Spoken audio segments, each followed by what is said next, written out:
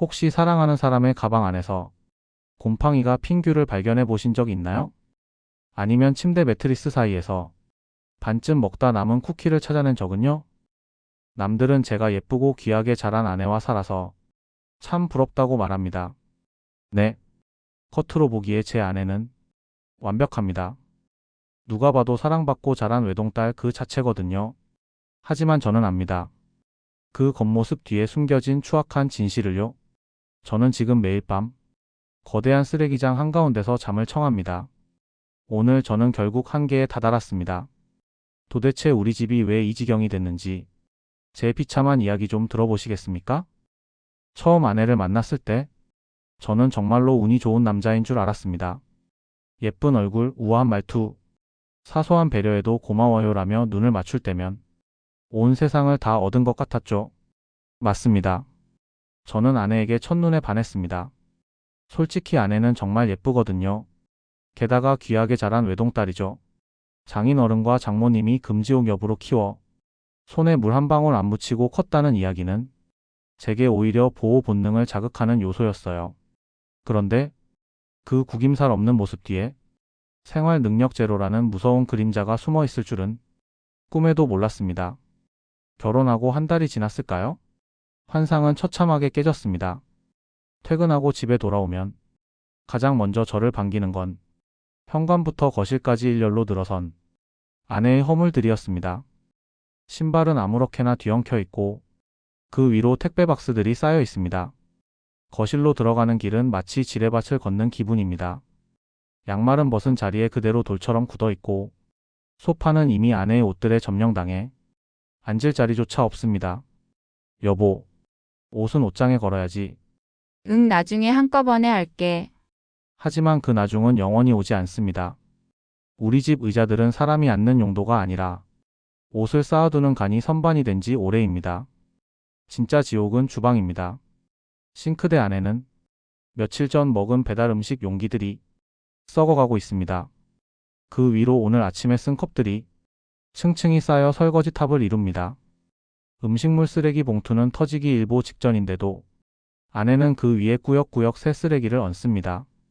어느 날은 거실에서 이상한 냄새가 나더군요. 범인을 찾아 집안을 뒤졌습니다. 설마 하며 아내가 아끼는 명품 가방을 열었을 때 저는 소리를 지를 뻔했습니다. 먹다 남은 샌드위치가 검은 곰팡이를 뒤집어 쓴 채 썩어가고 있더군요. 이게 왜 여기 있어? 제 물음에 아내는 오히려 제가 더 이상하다는 듯 대답합니다. 어머, 거기 있었네. 어쩐지 찾았는데 없더라. 버리면 되지 왜 화를 내고 그래. 예민하게. 예민하다고요? 집에 와서 깨끗한 컵에 물 한 잔 마시고 싶고 발바닥에 머리카락이 씹히지 않는 바닥을 걷고 싶은 게 예민한 건가요? 아내는 지저분한 게 아니라 그저 무심한 거라고 항변합니다. 하지만 그 무심함이 저에게는 매일매일 목을 죄어오는 고문과도 같습니다. 결정적인 사건은 지난주에 터졌습니다. 회사에서 정말 중요한 서류를 집에 두고 와서 점심시간에 급하게 집에 들렀죠.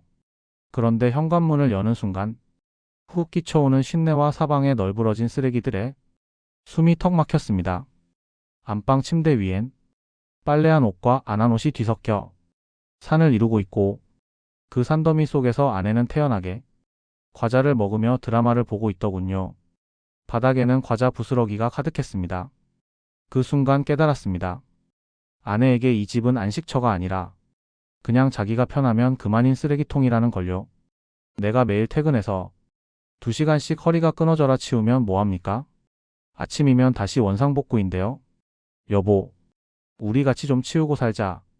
제 울분에 찬 목소리에 아내는 울먹이며 말했습니다.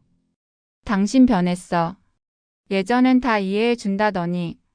내가 외동딸이라 이런 거 서툰 거 알면서.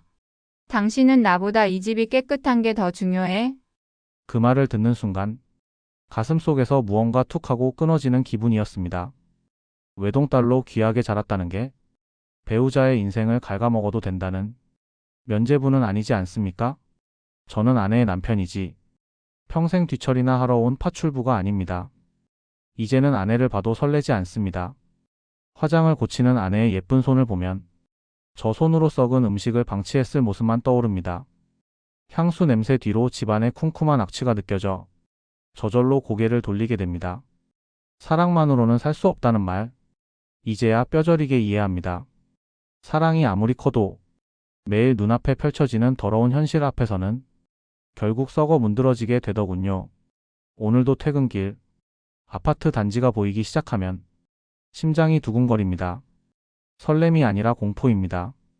현관문 너머로 또 어떤 아수라장이 펼쳐져 있을지, 오늘은 또 어떤 악취가 나를 반길지, 도어락 번호를 누르는 손가락이 무겁습니다.